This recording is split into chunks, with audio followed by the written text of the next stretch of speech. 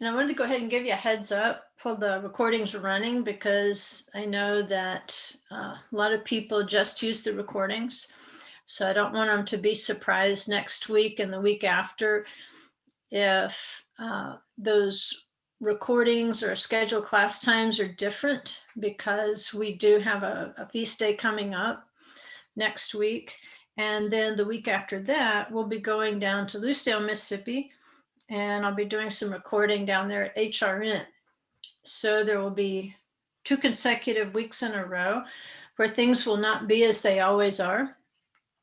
And I'm still working on that scheduling, trying to figure out which days I can have class, which days I can't have class. Can I move some things around, consolidate some things, where possibly, again, I might invite you just into the recording studio with me on that Tuesday that I'm down at HRN, and just let my laptop run as if we were in class. But what you'll actually be seeing or hearing is me recording programs from workbook 2. I think I'm like to the 4th seal. I don't know. I know I'm in the seals. I'm not in the trumpets yet. But that's an option. We've done that before and it's worked okay. But just stay tuned. And what I would urge you to do is, if you don't normally read the emails, if you just normally go ahead and, click on something and you don't really read it, or you log into something and you normally don't read what's actually in the email, the next couple of weeks would be those 2 weeks that you would definitely want to read if I put something into the email, because it would be specific instructions, and I would hate to have you sitting there wondering why nobody's showing up for class. It usually happens, at least one person does that, no matter what I say. So you don't want to be that person. Maybe you do, I don't know. But you'll know something's up if you're sitting there and you're the only person that's there and there is not even a class up. But typically what Zoom will do is, once I cancel that class, it should let you know that this particular class is canceled, so that hopefully you wouldn't sit there for 10 or 20 minutes wondering, why the video isn't starting. So there's that next week and the week after. And I say that too because the schedule that I've got to maintain over the next 2 weeks is going to affect what I teach. Because I'm going to be teaching on Shavuot next Sunday, right, Jimmy? Okay. my weeks are running together. Next Sunday, I need to teach on Shavuot. And I want to extend what I'm going to do tonight and tomorrow on the 4 winds of the wilderness, because they do pop up in the book of Revelation. We have the 4 angels holding back the 4 winds. And this particular Torah portion is a great time to address those 4 winds, since they tend to pop up in prophecy quite a bit. So I haven't nailed down exactly what I'm going to do then. It may depend on what I can cover tonight and what I can cover tomorrow. Plus, I will probably do maybe 1 lesson next week. I haven't decided yet. I've just got to kind of look at the material I have, what I need to cover, and what I'm able to cover, and still get ourselves packed and ready and loaded, and actually get my PowerPoints ready for the studio, which that's the most time-consuming thing. It's not the recording, it's the PowerPoint preparation.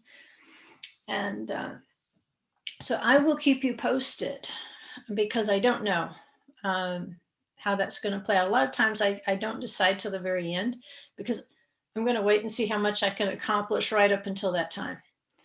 And so just kind of keep your eyes open, and over the next couple of weeks, actually read the emails that I send out.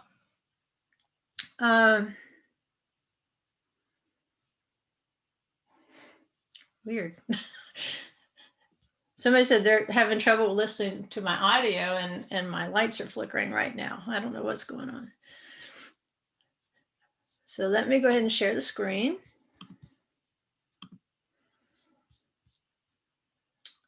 And let's see, Kim, can you be homeroom mom tonight? Yes, I can. Okay, cool. Co-host.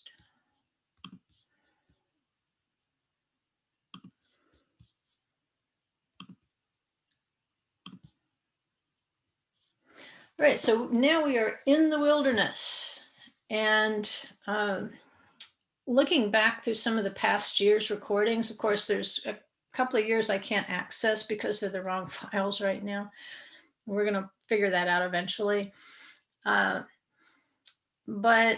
I didn't have much to choose from in terms of uploading extra material for you on YouTube this week on the wilderness. And I thought that was odd because I remembered covering quite a bit of material that's in this Torah portion, particularly the encampments of the tribes. And then I realized it's been longer ago than I thought, probably back in the vintage years. And some of it we actually incorporated into Bereshit a couple of years ago. And that's when I remember doing the study on the four living creatures and so forth as it pertained to Joseph. And so I think that's why in my mind there was more material, extra material out there for you on this particular Torah portion. But after this week, you will definitely have adequate material on this particular Torah portion, which is Bamidbar, which means in the wilderness. The Midbar is wilderness. And so when you put the prefix ba on there, it means in the wilderness. So like if you were trying to talk about it in English, you wouldn't say in the Bamidbar, you would say in the Midbar. We can go in the Bamidbar because Bamidbar is in the wilderness. So there's our teeny tiny Hebrew lesson right there for tonight. But we are starting on the book of Numbers, and it's Numbers 1:1 through 4:20.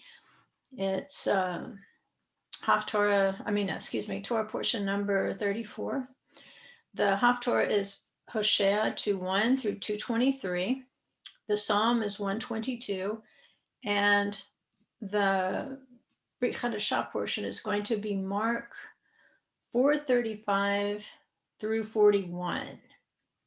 And I'm hoping I can actually, and if you'll remember, that's the account of Yeshua falling asleep in the boat on the Galilee and a storm blows up. And so I'm going to see if I can possibly pull up a video I took of a storm on the Galilee a couple years ago. It was pretty incredible. I had always kind of like, okay, once I saw the size of the Galilee, you're going to tell me a storm that bad blew up on this little lake. And then once I was in a storm on the Galilee and saw how fast it blew up, I'm like, yeah, I would have been scared too. Definitely would have been scared because, I wasn't real sure about even being on the top floor of the hotel while I was taking the video, because for all the noise that you hear in the video, that's with the window shut. I wasn't sure what was going on. At any rate, our title is going to be The Four Winds in the Bewilderness. And this is going to be part 1. And I assume that tomorrow will be part 2. But don't be surprised if I just zap in a Song of Songs instead of waiting for next week. But that's, in my mind, that's going to provide some continuity. It'll lay the groundwork if we do 2 lessons on the Torah portion, so that when we jump into the Song of Songs next week, then you already have the background of the 4 winds. Because we're going to start edging into places, where the tribes start being called home. Ephraim is called home, and so forth. Last week we talked about how there's a tradition that the bones that Ezekiel saw come to life were specifically from the tribe of Ephraim. So there's something going on in the rabbinic commentary. And as we jump into the Song of Songs, probably next week, it's going to be, to me, it was pretty incredible. Again, I keep finding things in Song of Songs I don't expect to find there. So for your memory book, I have Bamidbar in the wilderness. Adonai numbered and organized the Israelites by tribe in order to prepare them for the journey into the land of Israel. And this numbering and organizing at this stage is important. You notice there's a few censuses that are taken in the Torah, and you'll also notice that you never directly number somebody. You don't count heads the way that we did when I worked at the prison and we had to do counts. You counted living human beings. You couldn't count anything else, or it may not be a living human being. It might be something completely different under the covers. So the difference here is if you directly count a head in a census in Israel, then you can bring on plagues and all sorts of bad things. Instead, they would take the coins and so forth. They would do it indirectly. And so just before we run off and leave the hours, I didn't have time to search through the entire book of Bamidbar, but I did take a glance at the first three Torah portions in Bamidbar. And the reason I did that is because Bamidbar, in the opening, it gives us the specific date. You may not always get that in a Torah portion when something happened, but in this case, we were given a specific date. And what did I do with it?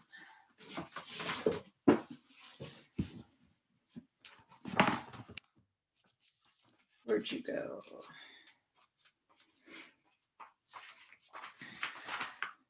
Right. It says Hashem spoke to Moses in the wilderness of Sinai.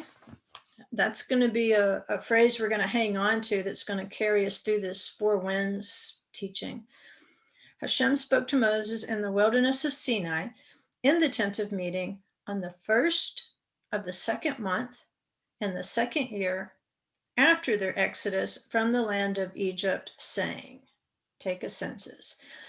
So really, my plan is to just unpack just half of the first verse as we kind of get into this mode of the four winds, and then just take for granted the rest of the Torah portions, explanations and organization of the tribes, like as the general big picture. But for some reason, it chooses to give us a specific date. So on the first of the second month is called Iyar. I don't know if Eor is any relation to Iyar, but at any rate, remember last week we said when we broke down the hours, it was said that in the second hour, which would relate to the second biblical month, that mankind was placed in the garden. And so in the Torah portion Bamidbar, we see that Israel is placed within its boundaries around the Mishkan itself in the same month.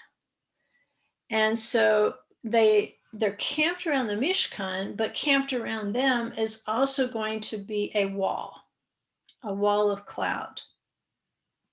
And so with this wall of cloud around them, now it's as though, okay, we've got the Mishkan built.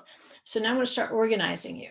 I'm going to put you in the order that you need to be in order to maximize your service. And that's exactly what he does. And so there's a connection there between man being placed in the garden and Israel finding their placement within the camp itself. Now, the next Torah portion will be Naso. And we'll see how the 12 tribes start bringing sacred food or sacrifices to Adonai in order to dedicate the Mishkan. Well, in the next hour or the next month, it says man was commanded concerning food. And then in Baha'u'llah, we'll have the account where the Israelites began craving flesh. They wanted to eat meat. And so in the next hour or the next month, it said that man transgressed. So it's just an interesting intersection there. Now that we know a little bit about the hours, like I said, I don't know where it goes after the third one. I didn't have the time to follow up. Maybe if you wanted to do that, you might find some more parallels. But at least these first three seem to have a loose connection here, at least, to the progression of being placed into the garden, there being a focus on what food is sacred, and then in that third portion, they start craving the meat, and this, of course, is going to be when man transgresses in regard to his food. And we know this because we do the Torah portions each year, but just to reiterate, because Rabbi Lux emphasized it this week, and again, these timings, now that I've seen the usefulness of knowing the hours, not just the months themselves, but there's a progression of hours even within those months. There's so many cycles functioning inside cycles. But the Torah portion is always timed to fall around the Moed of Shavuot.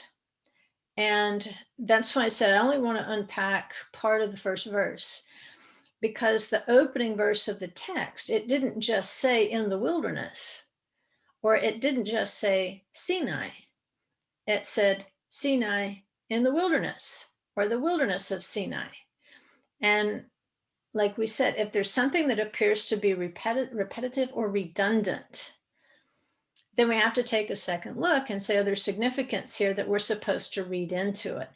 Maybe we wouldn't read significance into it the first 10 years or 20 years that we read it, but after you've been through the Torah cycle so many times, the smaller details do tend to stand out. And that's the beauty of having a commentary. It can answer your questions, or at least give you more questions about why does this stand out. So the text itself, which is going to be timed to fall about the time of Shavuot, the place where the Torah was given is emphasized. And so you can see why the two things would go together, why the timing would be good to talk about the wilderness in the context of Sinai and bringing it together with the feast of Shavuot. And so now that this Mishkan is built, it'll go on and it'll describe how the tribes need to be counted, because they're going to be organized. And the text will emphasize that they're organizing for war. You're counting men of war. You're not counting women and children. You are counting the men who are going to be able to go to war on behalf of the nation itself. And this is why I say, if, let's say you are reading in Revelation, and you do run across in Revelation some content about the 12 tribes, where would you go to find out more information? Well, my first guess would be Matot and Maseh. Matot and Maseh. Matot is also tribes. And so if I see tribes, then my first guess is where to go look to find information about 144,000 from the tribes would obviously be to go to the Torah portion, Matot, which specifically means tribes. But this is where I'm reminding you again about your little note cards that I asked you a couple of years ago, I think, to start making, where you would take your own notes on the content of the Torah portion.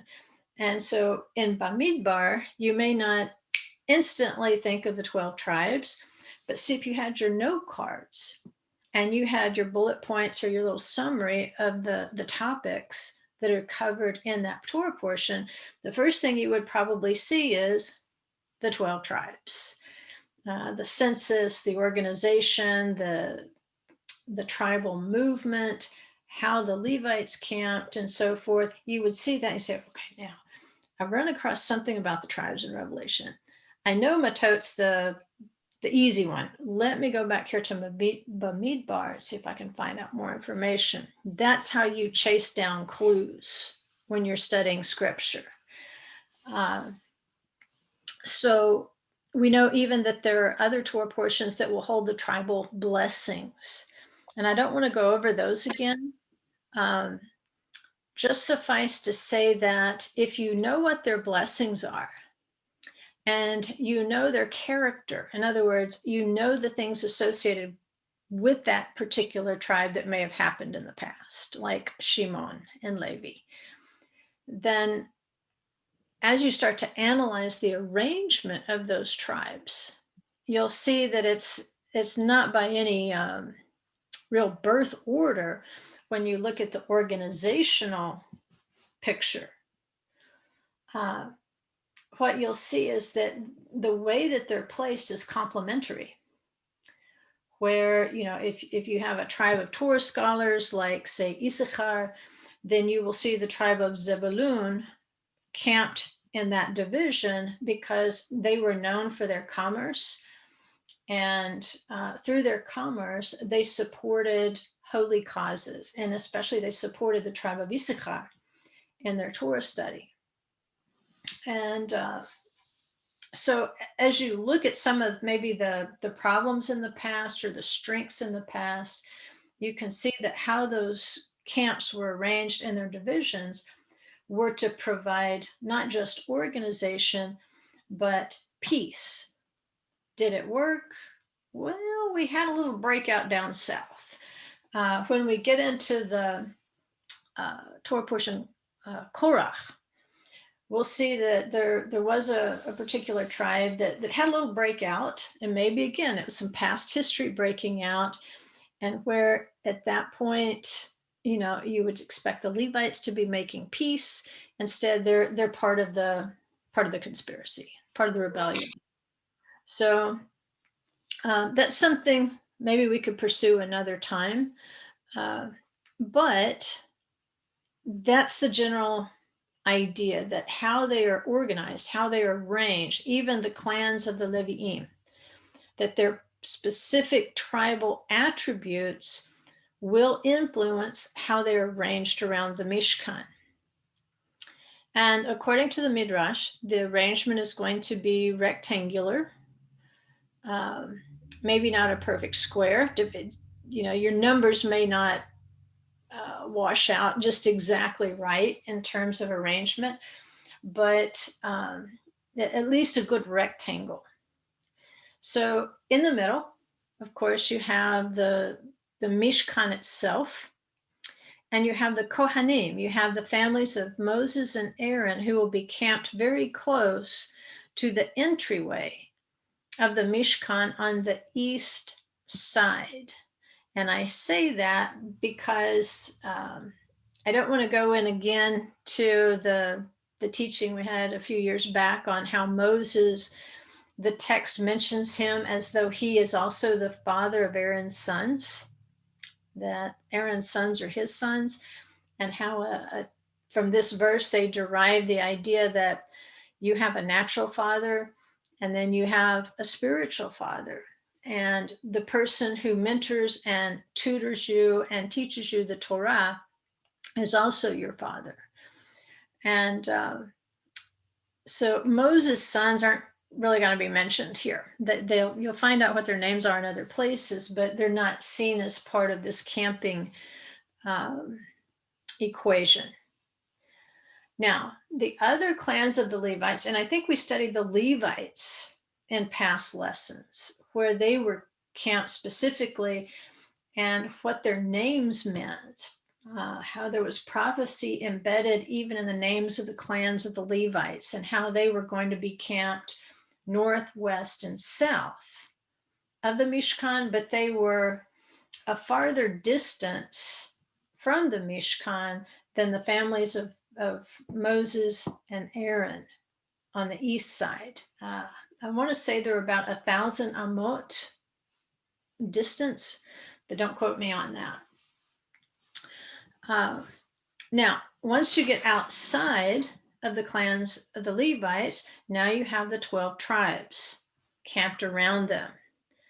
And once you take Levi or Levi out of the equation, you still have 12 tribes because you have Ephraim and Manasseh, who are going to be over on the west side. And I'll show you a diagram here in a second. I'll have to, it is a copyrighted image because I took it out of a book. So I'm going to have to go back and I'm going to have to blur it or something because of the copyright. But at least during the live class, you can see a good illustration maybe of what we're talking about. So you've got the 12 tribes camped around, and then you're going to have 4 corners. And those 4 corners were given over to livestock. Then the clouds of glory were like a wall that are going to envelop all 4 sides. And then you also had some people outside the cloud of glory. It said that these were the Erev Rav. These were the troublemakers that came with them from Egypt. Now, did it include those who weren't troublemakers? I don't know. But we know that in one specific instance, it was the Erev Rav who were stirring up trouble. And there were those, even among the Israelites, native-born Israelites themselves, who were ejected from the camp by the cloud. And by this point, you've got instructions about uncleanness. You've got instructions about somebody who might be stricken by tzarat. And apparently, when that happened to Miriam, she knew where to go. She knew she was going to have to go camp outside the camp.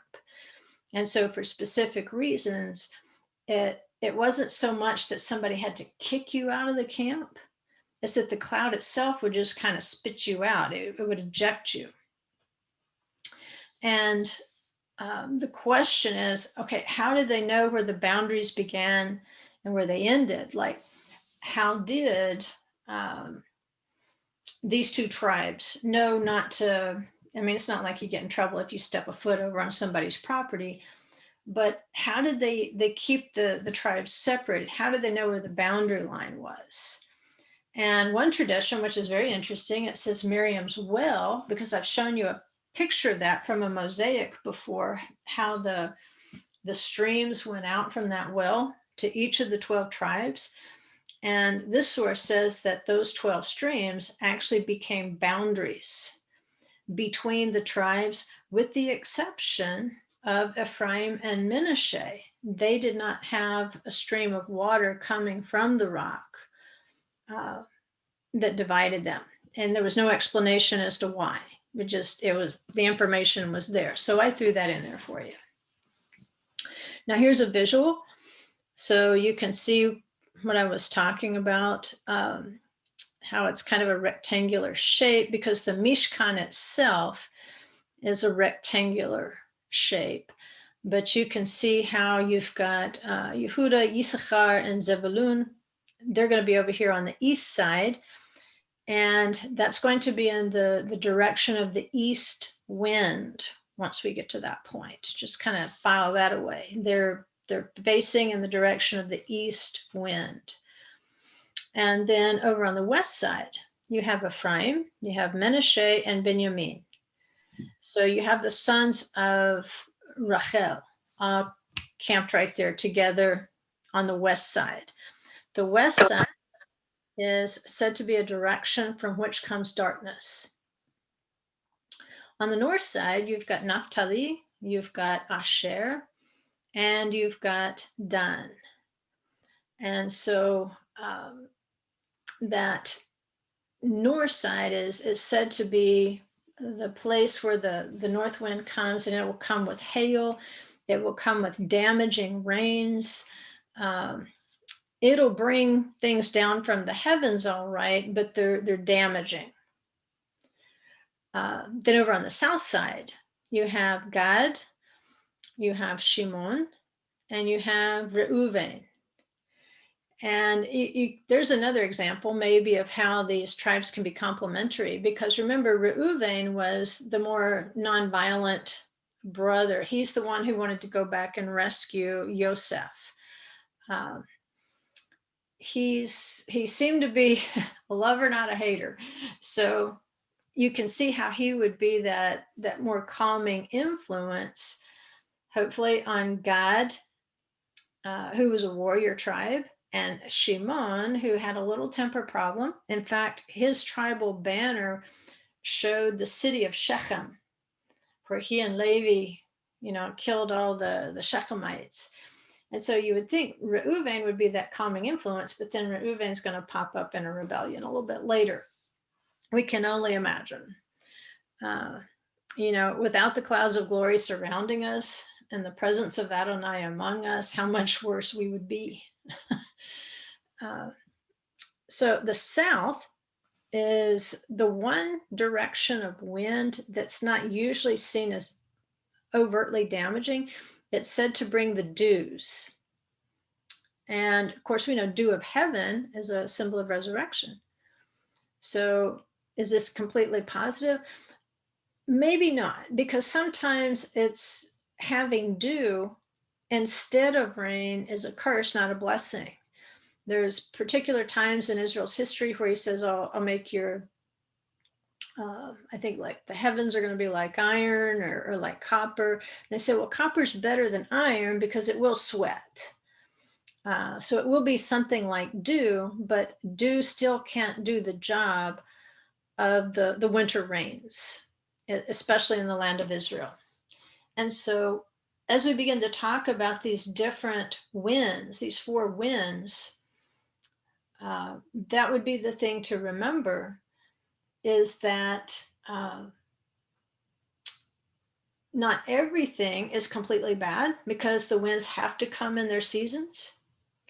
But there are times when something like, say, dew, which we would say is to be a positive thing, well, if it comes at the wrong season, we did talk about that last week too, rain in its season, the way that the rain comes can be either a blessing or a curse. It's the same thing with the dew. And so you want it at the right place at the right time. You want it to have, you can see how, okay, there's a chaos that's implied without organization. Now he's bringing the tribes back into a state of organization, putting them in specific places. And if I just wanted to skip all the way to the end of this four winds lesson, what I would tell you is what these tribes are doing in these encampments is affecting those four winds. It's affecting things, if you want to think prophetically, apocalyptically, in terms of blessing, in terms of cursing. What they are doing in these encampments is going to have a direct bearing on the response from heaven, especially as it concerns the angels of the four winds. And so you can see these four encampments of the 12 tribes that are definitely facing in the direction of four winds. So one division, what's going on with that division is one way of bringing order to these winds, so that these winds aren't blowing randomly and in a state of chaos. Instead, that those four angels in charge of the four winds will recognize the obedience and what is happening here within the clouds of glory, and they will respond. And so in the same way that Israel would be obedient, organized, carrying on the holy service, this was a way of bringing the four winds of the earth also into a state of discipline. Because no matter where you live on earth, you are susceptible to the four winds and undisciplined activity. Let's say you live in California. Well, you know the effects of the Santa Ana winds on a fire. Let's say you live in Louisiana, Mississippi, Texas, uh, Florida, Georgia, you know the effects of a hurricane. Let's say you live in Oklahoma or Kansas or Nebraska, you know the effects of a tornado.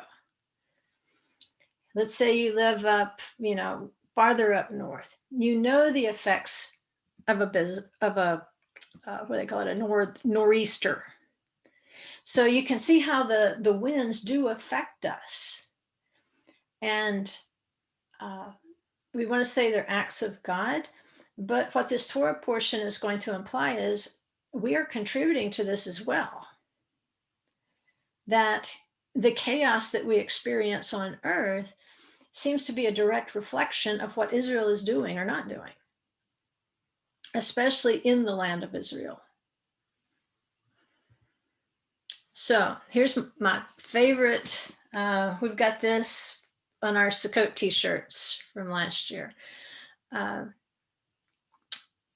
Because it goes back to several years ago. I think I did a message called "As We Camp, So Shall Our Journey Be." And that's in our Torah portion. It says about the tribes, as they encamp, so shall they journey, everyone at his place, according to his divisions. And so that's a lesson to us. The same way that you camp, the degree of organization in your, I would say your home life, because we're talking about the Mishkan, we're talking about the house, so to speak, the way that you encamp and carry on your daily household activities, it's liable to be reflected in your journey. Because if you're not organized at home, how the heck you gonna be organized on the road? You don't get organized on the road and then come home and create a state of chaos. You create a state of organization and preparation at home. You create your routines at home so that you are prepared when you do need to journey. You can do it in an organized way. And see, these divisions didn't move as they moved. As the camp picks up and move, they maintain their order. And so the way that it's described, where we've got a translation that says, according to their divisions. I put that in purple there in the Hebrew for you so you could see what the literal text says. It says, Al Yado le Diglehem. Diglehem. And Diglehem, the primary words you want to focus on there, because we're looking at a construct with a preposition and with a possessive, not prefix, the other one, suffix. So Degel. Degel is the word you're looking for. It's being translated as division. It's also translated sometimes as banner or flag. And you don't have to be around very long, go to very many conferences or congregations, and you see most of them have some banners or flags displayed, used. A lot of congregations, they won't just say have tribal banners up to decorate, but they may also have people who like do banners, like flags, like they wave flags and things to the music. So in Hebrew, just saying a degel, it's not the way we would say flag or banner. It has a deep spiritual meaning. It's we're so used to seeing the little seasonal banners that people hang outside their houses, like they'll have an Easter flag and a Halloween flag and a spring flag and a whatever. They kind of change it with the holiday or the season. So they're kind of a casual thing to us. We're just used to seeing them all the time. But if you saw a degel in a biblical time, it would speak volumes to you. It was sending you a message. And in this case, it has a deep spiritual meaning. So when it says Al Yado le Diglehem, it's saying at his hand. How did he camp? According to his hand. it's the place at your side, your immediate surroundings. Just it's the same idiom in English. Whatever you have at hand, whatever's within reach. Okay, so his division was the reach of that tribe, and the degel symbolized the reach of that tribe, if that makes sense. Now, I want you to take that at two levels. Don't just think of it, oh, within the reach of the tribe in a physical way. I want you to think of how that degel symbolized the reach of that tribe even up into the heavenlies. Because like I said, eventually we're going to get over into these four winds and the four angels and spiritual forces and so forth. And why it is so important to be obedient and keep the commandments, because you have no idea what kind of chaos you're stopping when you do. And we'll get to a commentary that even points that out to us. When people keep the commandments, rarely do they understand the full spiritual impact of what's happening when they do obey, because they can't see it. Their eyes will not allow them to see that impact because we're fallen. We've got natural eyes. We can imagine we're doing something good, but rarely do we imagine the extent of the good that we're doing and how we are holding back the chaos of the four winds by simply doing those things that are at our hand. So you camped not only with your tribal banner, your tribal degel, but these groups of three tribes would form a division, also a degel. They would have a banner, and they're not always identical. Sometimes it's identical to the tribe that was holding the degel, like the lion and the lion. But sometimes, like say with Dan, the tribe of Dan, his symbol was a serpent, but yet the division was the eagle. Although I have read sources that says it was more like a flying serpent, like almost like a dragon, you might say. But at any rate, you would have two flags or two degelim to camp around, your own tribal degel, and then your division. Because remember, you were placed specifically within that division because of your unique strengths and weaknesses. And whatever your strength was, you helped the person in your division. And then whatever your shortcoming was, there would be a tribe there that could build you up in that shortcoming. And so if you started moving around, that's where the chaos would start to set in.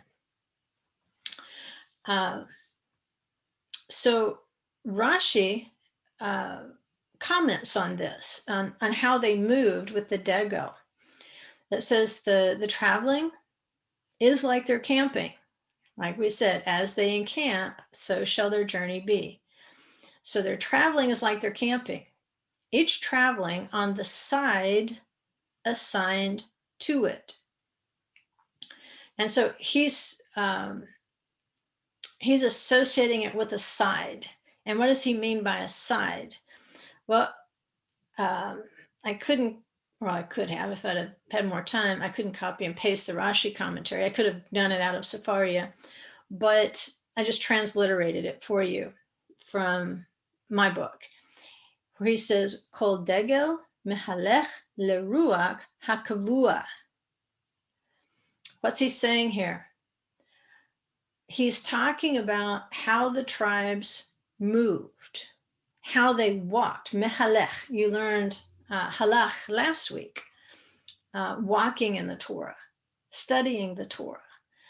So kol degel mehalech, how they walked according to the side or the ruach. He's placing an equivalency with having a side and the ruach, the spirit. He's saying where they were placed in order to journey was keyed to the spirit that they were uniquely linked to in their division. So we know from past lessons, or 50,000 degrees and cloudy, whatever, as the camp moved with the Ruach HaKodesh, and that would be signaled when the cloud lifted and moved and when the ark moved. That's how the tribes would know. So the tribes themselves also had to move according to a distinct Ruach, or a distinct spirit. And that distinct spirit was designated by their degel, by their banner. There was something about this banner that moved with them that signified for them a particular spirit. And remember, because we have 4 of these divisional banners, and we know that they're key to the 4 living creatures, or the 4 spirits of the divine chariot. And so now we begin to see why the degel had such a spiritual and powerful meaning. It wasn't just a pretty flag so you would know where your people were. Instead, it was a representation of the spirit that you should be moving with. The same spirit that was at rest in your camp, there's the banner, there's the degel. That same degel, that same spirit is going to be that which you follow as you begin to journey. And once, we see the cloud lift and start moving, we see the Levites begin to move the elements of the Mishkan, containing especially the Holy Ark, because where the cloud goes, the Ark's going to go. Once they see this, they've had the heads up. We're getting ready to move. And so again, organizationally, Judah's going to be in the lead. He's going to go first. He'll initiate the movement on to lead out the 12 tribes. So here I found this in a Targum to the Song of Songs. And a Targum, remember, was something they would have used first or second centuries if you had people who did not speak Hebrew, the language of the Bible. They may have spoken the more common language of the day, which was Aramaic. And so in order for Aramaic speakers to understand the Hebrew text, we have the Targums. We have Targum Yonatan, we have Targum Onkelos, and these are translations. That's what a Targum is. It's a translation into another language. And of course, Aramaic's very close to Hebrew. But by looking at these Targums, a lot of times it helps us to understand how they were reading the Hebrew scriptures by the way that they translated them into Aramaic. So, and what I didn't point out in the picture, especially for those who just have an audio recording, with the layout of the encampment, what you see there, again, the clouds of glory are forming like a city wall around all the tribes. So now let's talk about these clouds. It says, while the people of the house of Israel were wandering in the wilderness, 4 clouds of glory surrounded them from the 4 winds, that is, the 4 directions of the earth. And you saw that in the picture. Another cloud was above them, so that neither the heat nor the sun, and neither rain nor hail would overcome them. Another was below them, and maybe not in tonight's lesson. I think I stuck it over in the second part of the lesson where Paul talks to the Corinthians about, I want you to be informed, brethren, that as it concerned the Israelites, we were all under the cloud. He said, well, I never read about anything about a cloud that was over them. That's just a bunch of Jewish fables. Well, Paul's repeating the Jewish fable, if that's all it is, to the Corinthians. He says, I don't want you to be ignorant. There was a cloud over the Israelites, which is reflecting what is handed down, that yes, there was a pillar of cloud, that was the primary mover of the camp, but there were other clouds that served other functions to the camp, and in fact, just forming this like a city wall around them in the wilderness. So it says another cloud was above them, so that neither the heat nor the sun and neither rain nor hail would overcome them. Another was below them, and it carried them as a nursing father carries the infant in his bosom. You say, how did they travel all that way in 3 days? Well, apparently the cloud itself puts you in hyperspeed. It says another ran before them 3 days' journey to level mountains and raise valleys.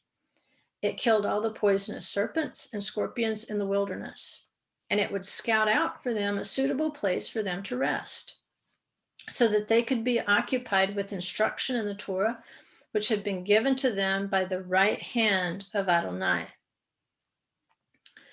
So you can see now when certain things happen, like when the serpents and the scorpions do break out on them, what's happened?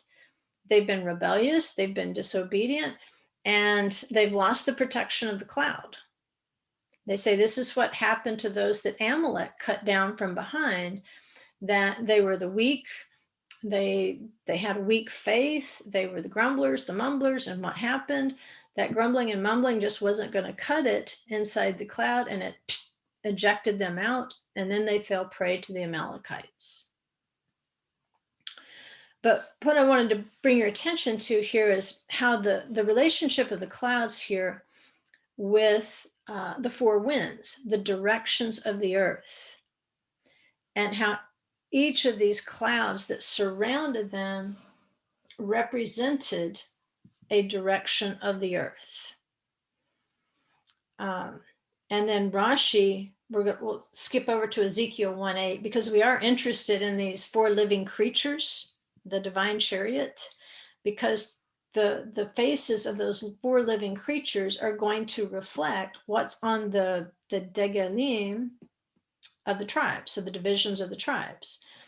So as he's commenting on Ezekiel 1:8, Rashi says, where it says there are four sides, talking about the divine chariot, it says, for each of the world's four winds, for they have faces and wings in the direction of each wind. So it's as if saying each of these winds has a face, it has a direction, and it has wings. Thus the movement. And so just in a nutshell, again, there's so much to cover here, but just in a nutshell, remember the east is the hot, damaging winds. They were associated with the plague of the locusts and so forth. From the west, you have darkness. From the north, you have hail and damaging rains. And then from the south, you have dews, which can be good things, but they can also be bad things if it's supposed to be rain. If it's just dew and it's rain, then we got a problem, because you can't grow the crops just with dew. In another Targum, we ask, okay, where did these clouds of glory come from? They came down at Sukkot. Remember when they left Ramses in Egypt? They came to Sukkot. And so that's why in Jewish literature, you'll either hear them referred to as clouds of glory or as Sukkot of glory, because it's thought that that's when the clouds descended and surrounded them. And this is where they dwelled that 40 years in the wilderness, within the clouds of glory. So this Targum, this is Targum Yonatan. It says a cloud of glory descended from the throne of glory. In other words, where did these clouds come from? They came all the way down from the heavenly throne. And it says it was filled with waters. And this is a commentary to Genesis 2, by the way. It was filled with waters from the ocean, and afterward went up from the earth and gave rain to come down and water all the face of the ground. What I want you to see in that, I want you to see again that what we enjoy or suffer sometimes as a result of the winds, it's divinely ordained. These clouds of glory descended from the throne of glory.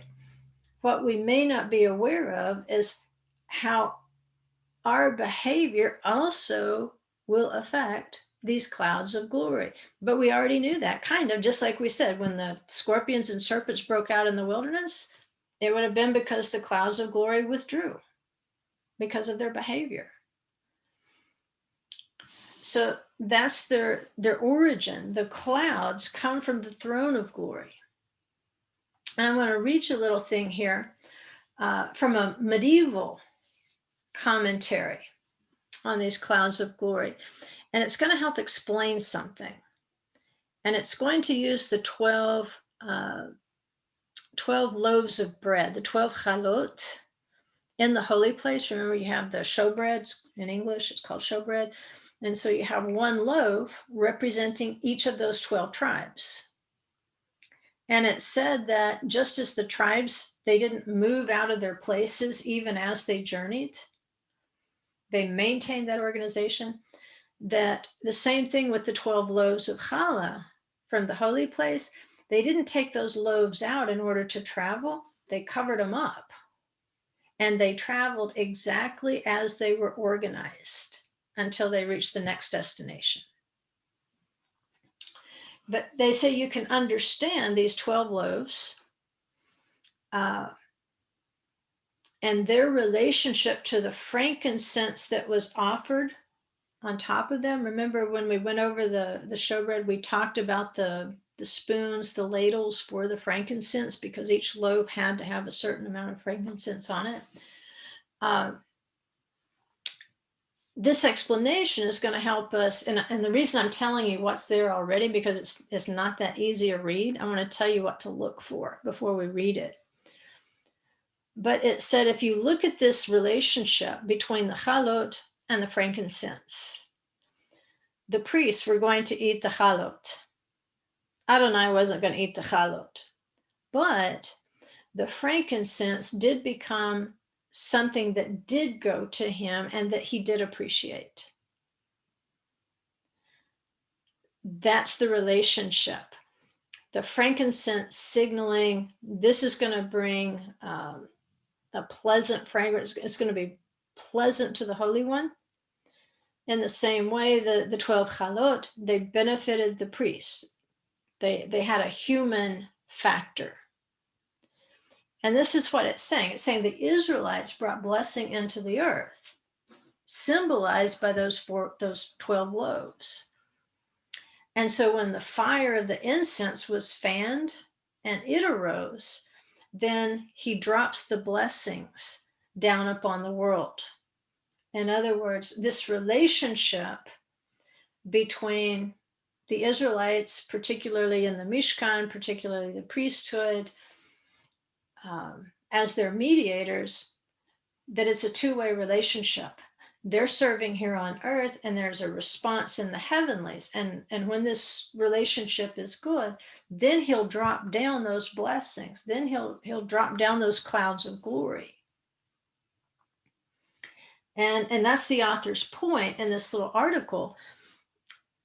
He's making the point, even when it's just too mystical for us to understand, that, how, I read the ingredients on a cereal label to make sure that there wasn't anything in the cereal that wasn't kosher. That seems so mundane to us at this point. And he's saying, don't think that's mundane. That little act, that little 20 seconds you took in the grocery store to find your glasses, to read those teeny tiny little words on the ingredient list, that you made something happen in the heavenlies. You probably didn't consciously think, oh, I just did a mitzvah. You didn't. It's just part of your life now. It's just who you are. And so as you go about your daily business, obeying the word, you can kind of be, oblivious to the fact that you're part of this great mechanism of our world. And when you obey the word, you are drawing down the blessings of rain, and you were part of that watering all of the face of the ground. Because remember, they went down in this Targum, they went down to the ocean and then afterward went up. There was an interaction between heaven and earth before there could be a blessing. Well, that's what you're doing. There's an interaction between you and heaven when you keep a little mitzvah. And so it comes down, it gathers up from you, from your obedience, and then it can be released out into the whole earth to be a blessing. And so we have this little microcosm of this in the wilderness, where the Israelites are enveloped in these clouds. And what's going on in that cloud for that 40 years was designed to bless the whole earth, because it brought a discipline to the four winds. And what they found was when they weren't acting out, they were living a very garden-like existence, even in the wilderness. So here's the article I wanted to show you. And like I said, this may be something you want to back it up and play it later or replay it later. And that's why I kind of gave you an overview so you would know out of all these words how to pick through it and find the point. But I wanted you to know the point so you would know the point to look for. And it starts with, no miracle worker is aware of his own miracle. Now, does that apply to the Holy One? Absolutely not. He knows who he is. He set up this whole structure. This is talking about people like you and me. We don't see ourselves as miracle workers. In fact, we might be guilty of complaining because we don't see more miracles in the earth. Well, if we're keeping Torah, why don't we see more miracles? Well, you may not have any idea how many miracles you are responsible for, because you may have no idea to what depths the earth may have plunged without our contribution at this point. So he's saying, you're a miracle worker, but you're probably not aware of it. And he says, this is how you can think of it. He said, you should know that the cause behind the blessing that drops down in the food of the world and in the showbread is explained in the verse, it, referring to the frankincense, shall be a reminder offering with the bread, frankincense and bread. As you already knew, that they used to place frankincense on top of the bread, which is what is written just before. With each row, you shall place pure frankincense. The showbread and the frankincense used to counteract one another, just like the etrog and the lulav, and the blue dye and the white cloth. It says when blue dye could still be found. For the Most High has no share in the showbread. It's not there for him. While the ordinary mortal has no share in the frankincense, which they would burn upon the fire. Therefore, Scripture said, it shall be a reminder offering with the bread, because by burning the frankincense, which is on top of the bread, it becomes a reminder to the power above for blessing to drop down on it, and from it into the food for the world. Right? Later, hopefully, we can get into the book of Revelation and talk about, the incense and the heavenly altar, and how what gets thrown down in Revelation is not the blessings. Instead, it's going to be the plagues. But he says, understand this, that it is for this reason that there were 12 chalot arranged on top of the table, and from there the blessing came, which corresponded to the 12 angels surrounding the throne of glory, which are called 4 camps of the Shekhinah, from which the world is blessed to the 4 winds. And they serve 3 to each wind, the meaning behind the 4 banners that were in the desert. Okay, so I'll stop there. But that's from a work called Shulchan Shel Arba. And it was from a guy that lived between 1290 and 1340. But he's drawing this relationship here so that we can see how the arrangement of these camps in the wilderness were designed to bring blessing, not just in this little walled city of glory in the wilderness, that somehow what was happening within those clouds of glory, when it was organized, when it was obedient, then it was actually having an effect around the entire world. The entire world was benefiting from the organization of those tribes functioning in their callings and what was going on with the Mishkan in their midst.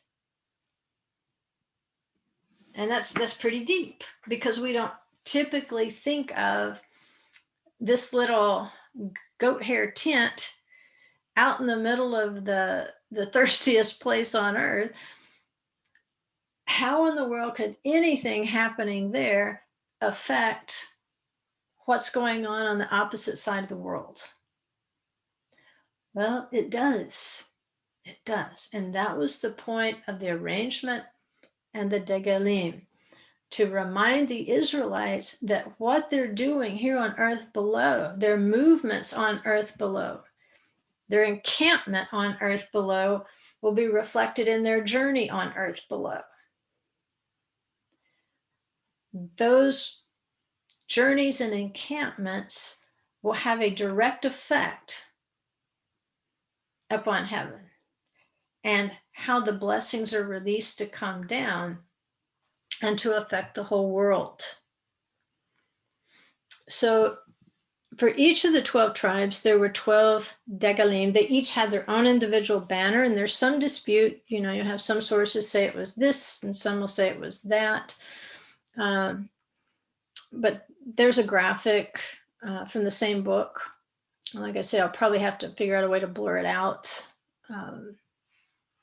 before I can put it on YouTube on a public thing, but I'll figure that out.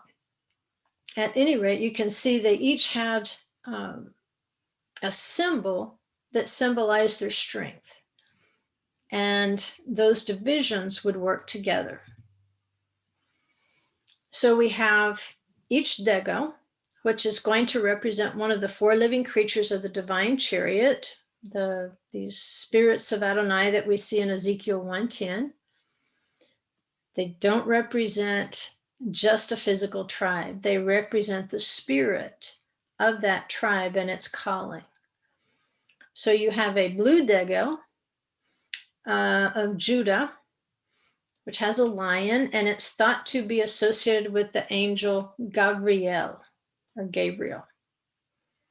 There is a red dego, which was carried by the tribe of Reuven for his division, and there's a question as to whether it was a man or whether it was the Dudaim, which, remember, Reuben found. I think the English is mandrakes. And they say, well, there's a big difference between a plant and a man, but they say that the roots of the Dudaim, they look like a human being. This is thought to be associated with the angel Michael or Michael.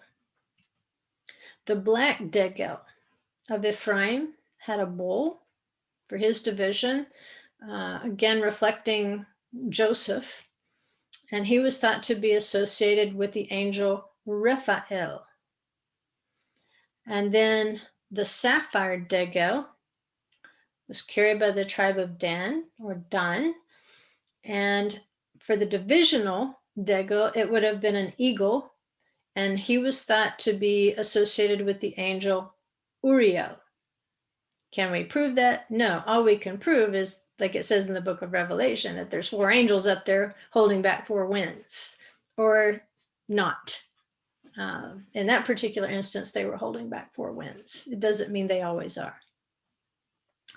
But they have a domain that's assigned to them. In the same way, what happens in the division of Judah can affect what happens with the wind controlled by, let's say it is the angel Gabriel, and so forth.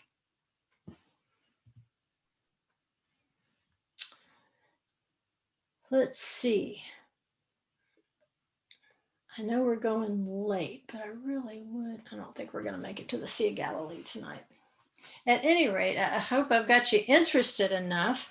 And let's just make a couple more points about the wind. I know you feel like you're being set up, and you are. Because it's just, if I don't set it up in an organized way, it is pretty deep. So I'm just trying to take some baby steps here and build up to our points. But again, each tribe was thought to be assigned a place where they could offset any negative effects of another tribe in its division. And that does make sense prophetically, because we know the Holy One uses the different winds, just like the east wind and the locusts and so forth. We'll eventually get to these prophecies where the tribes are going to be regathered, and he's going to say to the north wind, give them up. He's going to say to the south wind, do not hold them back. And I want to tie this all in with the work of Messiah. But it's through the Holy One that these uniquely different winds will eventually be tuned to accomplish the same purpose while they're all blowing at the same time. What are we talking about? Well, remember, these four winds are from the perspective of Israel. We might have different wind patterns in another part of the world, but these would be the wind patterns of the Bible and what the Bible associates with these four winds. And so the problem with these four winds is they can be used for punishment. They can simply be, cause and effect. You rebel, then whatever is holding this wind back, that angel, apparently he's not supposed to hold it back if you rebel. There's cause and effect here. And so in the natural realm, typically there will be a prevailing wind. Probably somebody that has a sailboat could give us a nice lecture on how winds work. But in general, they say in the land of Israel, winds don't move simultaneously. One will be more prevalent over the others. They take turns, and they tend to go with seasons. I can tell that just from where I live. I know typically where the rain is going to come from, but sometimes in the summertime, it'll come from a completely different direction. And that's unusual. But we know, the things to look for to say, wow, that's unusual, because that's not where the wind is supposed to be blowing from, but nevertheless, there it is. So they take turns. And they each accomplish a job, just like those divisions of the tribes.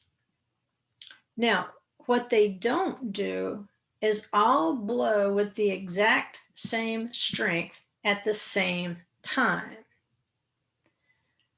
If they did that, it would destroy everything, probably.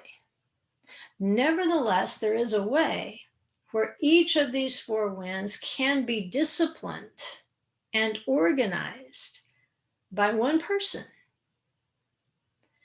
He can organize these winds in such a way that they can blow simultaneously, they can move simultaneously, and blessings will come forth from them. And the example we're going to run into, one of those is, I will say to the north, give them up, and to the south, don't hold back. Well, the north and the south winds don't move simultaneously. One will prevail.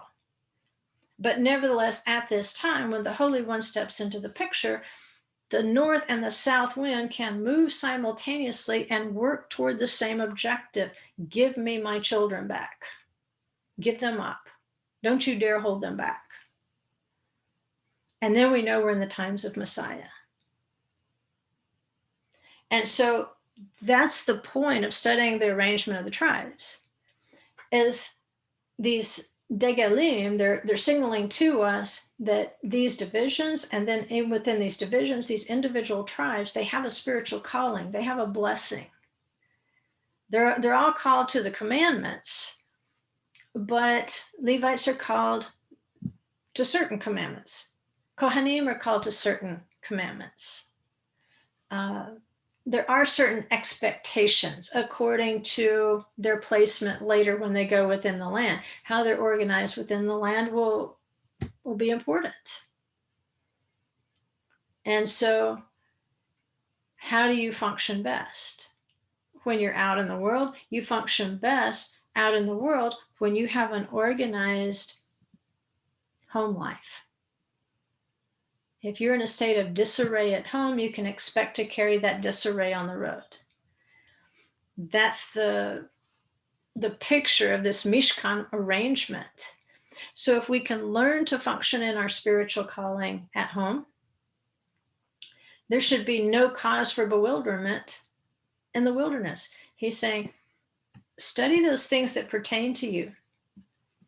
Study the commandments. Learn what your place is in the camp. Be organized. Know where your boundary is. Know what's at your hand. You're probably not going to have to go halfway around the world to fulfill your calling. If so, he will put something right in your path that makes it perfectly, you'll have to stumble over it going out your front door. That's the way he works with our callings. And so if you were called to do something, you typically know it. If you start moving outside of that calling, it's going to be very difficult. You're going to wonder why things aren't going right. You're going to wonder why things are all chaotic. And everything has a chaotic beginning. But with the power of the Holy Spirit, things start to fall into place. They become organized. They become disciplined. And then you can better deal with the chaos that wants to come in. You can maintain that organization. You maintain your position in the camp. As you camp, so shall your journey be. You're doing right in the camp. You get out on the roads. You get attacks from different directions. You will maintain your place in the line, because that's where you need to be when trouble comes. And so it's through the Holy One that he can take all the chaos that's in us. He can assign us a place in his kingdom. He can assign us a job. He assigns us commandments to work on. And if we will manage those things, then he will manage the big things. He will manage the winds as a reflection of what we're managing down here.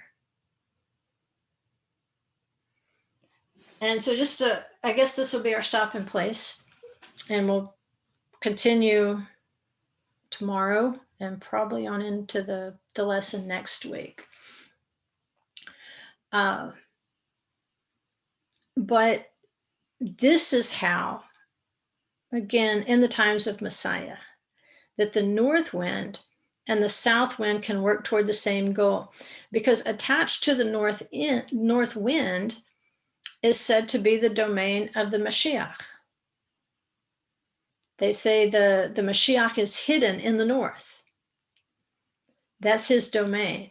And so when it says to the north wind, give them up, it's a time of Mashiach gathering out of the north, gathering out of his domain, those who will be returned to the holy city and to their tribal inheritance, to the place that will be organized for them. But at the very same time, the appeal will be to the south wind, don't hold back.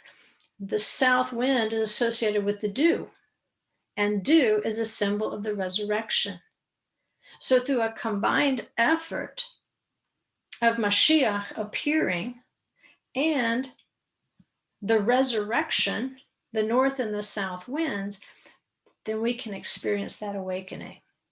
We can experience that reorganization not just within the physical land of Israel, but in a domain that's, to this point, it's hard for us to see. And that's why it's so hard for us to see how us keeping one little bitty teeny weeny commandment in a day is having huge effects in heavenly places, and it is preventing darkness in the West. It's preventing the damage of hail and snow in the north. It's preventing the heating from the east, the withering heat.